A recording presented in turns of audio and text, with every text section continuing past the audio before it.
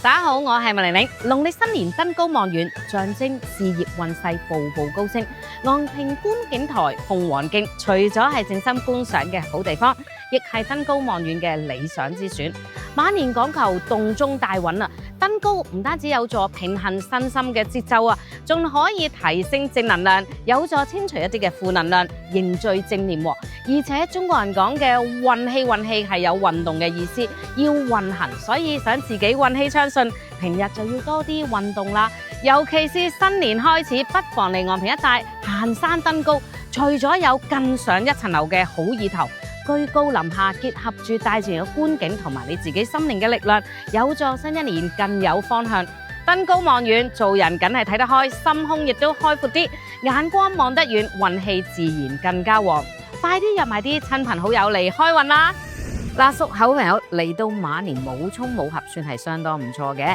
今年呢，我哋仲有驛馬吉星照住喎。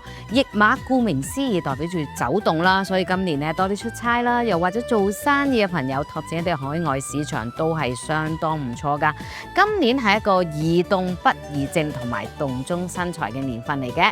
另外，我哋仲有文昌星，文昌係讀書考試特別叻，所以如果打工嘅朋友今年考啲嘅升職試，又或者嚟講讀緊書嘅朋友，今年嘅思路都特別清晰嘅喎。當然今年有啲空星嘅，包括住喪門星同埋地喪星。有呢一類嘅星呢，我哋要注意家宅運啦。老人家嘅身體健康喺我哋嚟講呢，就要多啲留意啦。要提升翻呢個家宅運的，而且確裝修一下係會好啲嘅，又或者換少少嘅家私都會令佢哋好啲噶。另外有孤神星，所謂男怕孤神，女怕寡宿。喺呢個年份入邊有呢個星呢，係代表住同伴侶嘅溝通不足啊。咁我哋呢，可以舊地重遊啦，又或者揾一啲共同嗜好，去一啲唔同嘅地方，都係一個好嘅選擇嚟㗎。嗱，屬雞嘅朋友嚟到馬年呢，算係相當唔錯喎，因為我哋有得吉星照住，包括住太陰星、紅鸞星同埋天月星。太陰係女性嘅貴人星嚟㗎，本身亦係一個財星，不過呢個財星呢就唔係太急進嘅，所謂財不入急門啦。而太陰呢個女性嘅貴人星呢，亦都係代表住如果你做一啲同女性有關嘅生意，譬如一啲美容生意啊，或者女士服裝，今年可以話係財源滾滾嘅喎。另外仲有紅鸞星啦，紅鸞顧名思義就係一個桃花星，同埋拉埋天窗，今年係可以一個結婚嘅年份。但係結咗婚嘅朋友就唔好對人太熱情啦，因為咧係容易引發三角關係嘅年份嚟㗎。屬雞嘅男仔，如果你仲係單身嘅話咧，今年咧係可以遇上合適嘅對象嘅機會係好高㗎。但係太陰呢個星咧係代表年紀大少少嘅女仔，如果你唔介意姊弟戀，呢段感情係可以開始嘅。另外仲有天月貴人星，喺事業上，如果你做一啲見人工作嘅，的而且確係一個唔錯嘅年份嚟嘅。咁至於空星有貫索星，係金錢瓜葛啊，所以今年如果投資又或者同人合作嘅話咧，記得數目要清楚啲啊。屬狗嘅朋友嚟到馬年呢，算係相當唔錯嘅，因為狗同馬本身係好朋友嚟㗎。當你同太歲係好朋友，做嘢自然順利啲啦。我哋今年呢有幾組嘅吉星，包括住三台星，三台就好似樓梯階咁，步步高升，所以今年事業運、愛情運或者財運都有進步嘅空間嚟㗎。另外有地解星，代表住搬遷啊，無論你工作嘅地方或者住嘅地方，今年都有機會喐動㗎。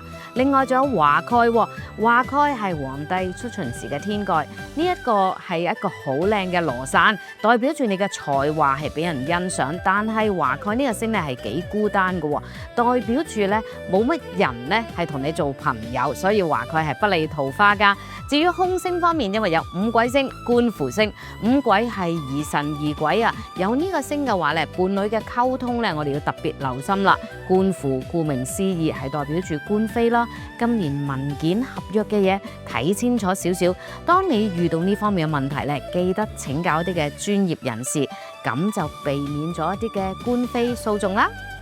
屬豬嘅朋友嚟到馬年咧，係一個重新開始嘅年份，因為喺成年你曾經經歷過犯太歲啊，亦都呢個沖太歲令你變化好多。喺感情運上可能經歷咗一啲嘅離離合合，事業運亦有一啲嘅變化喎。但係嚟到馬年呢，就穩定好多啦。我哋今年有月德星，都係一個貴人星嚟嘅，仲有玉堂星。玉堂係代表住金玉滿堂啦，所以今年嘅財運係好咗噶咯。咁喺呢個年份入邊，如果你話舊年係分咗手嘅朋友，其實今年呢都會遇到少少合適嘅對象，不過呢係經朋友介紹或者長輩介紹嘅。但係呢段感情呢就唔可以太急進，而錢銀方面呢，今年亦都係一個重新開始，可以儲翻少少錢。同時嚟講呢，做生意嘅朋友亦都順利啲啦。但係空星方面仍然有劫煞、死符同埋小耗啊。小耗係一個細嘅破財星嚟嘅，其實佢係可以化解㗎，做啲善事啦，又或者嚟講，我哋做多少少破歡喜財嘅嘢，平時唔捨得買嘅，今年都可以買少少，咁自然呢個財運亦都好翻啲㗎。